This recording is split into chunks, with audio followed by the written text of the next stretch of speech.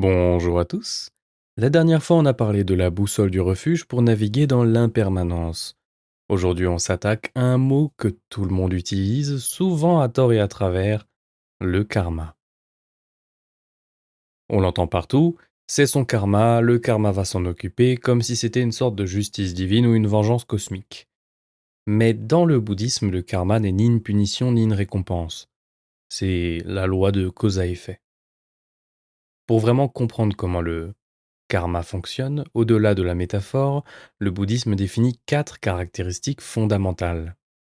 C'est un peu le code civil de notre esprit. Tout d'abord, le karma est certain. Les résultats proviennent toujours d'actions de même nature. On ne récolte pas de la joie en semant de la souffrance. C'est une loi de cohérence. Le karma croît. C'est peut-être le point le plus important.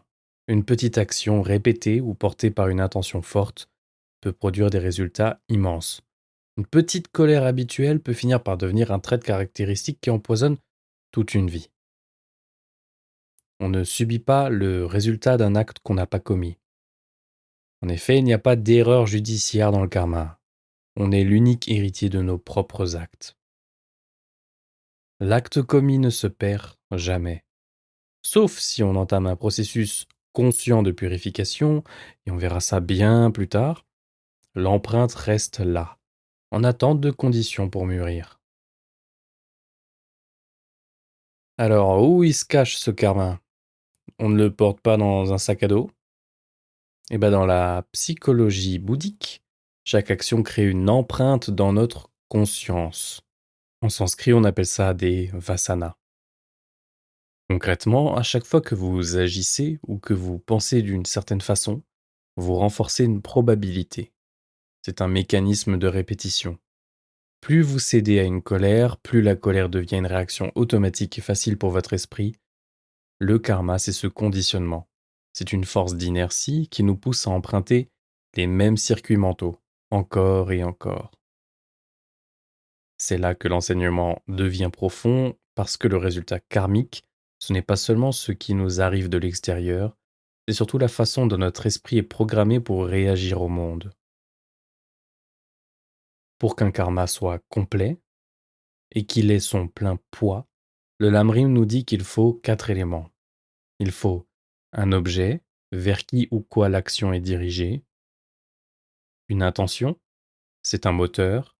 Est-ce que je sais ce que je fais? Est-ce que je le veux vraiment?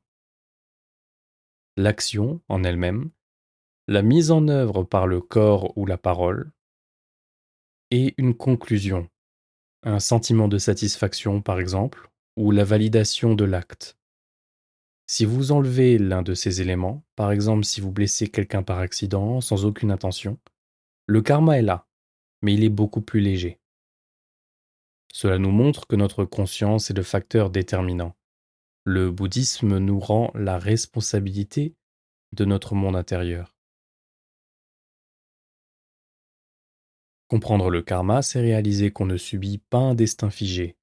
Si le karma est une loi de cause à effet, cela signifie que si je change les causes aujourd'hui, je change les effets de demain. Le karma n'est pas une prison, c'est un levier de liberté. On ne peut pas changer le passé, les fruits qui sont déjà là, mais on a un pouvoir absolu sur la prochaine empreinte qu'on va laisser sur la neige de notre esprit.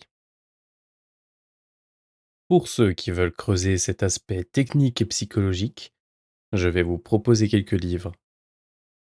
Alors, on a d'abord le karma, ce qu'il est, ce qu'il n'est pas, pourquoi il est important, de Traleg Kyabgon, désolé pour ma prononciation. Ce livre est une référence pour dissiper les malentendus occidentaux et expliquer les mécanismes subtils de l'intention. Il n'est pas forcément le plus facile à lire et d'ailleurs le travail de Traleg Kyabgon euh, n'est pas forcément celui que je préfère tout le temps, mais il est efficace au moins. Sinon, on a Au cœur de la sagesse de Yongey Mingyo Rinpoche. Ça, par contre, c'est un ouvrage que je trouve assez passionnant, car il fait le pont entre les notions d'empreinte mentale et ce qu'on peut appeler la plasticité neuronale. Voilà, on rentre un peu plus dans ce côté scientifique. Et sinon, on a Le karma, le destin entre nos mains de Lama Tchekisangé. C'est un tout petit livre et vous savez comme j'aime ce format qui tient dans la poche, qui est aussi très efficace, même s'il reste un peu plus en surface, mais personnellement, je trouve que pour une première approche, c'est plutôt pas mal. Et vous savez ce qui suit, avant de retirer vos écouteurs, on va proposer un petit exercice de micro-observation. On va pas regarder les grands actes, mais les petits. Quand vous vous apprêtez à dire quelque chose, ou à poster un commentaire, ou même à envoyer un message, faites une pause de 2 secondes. Regardez l'intention. Est-ce que je le fais pour aider, pour avoir raison, pour soulager une tension en moi?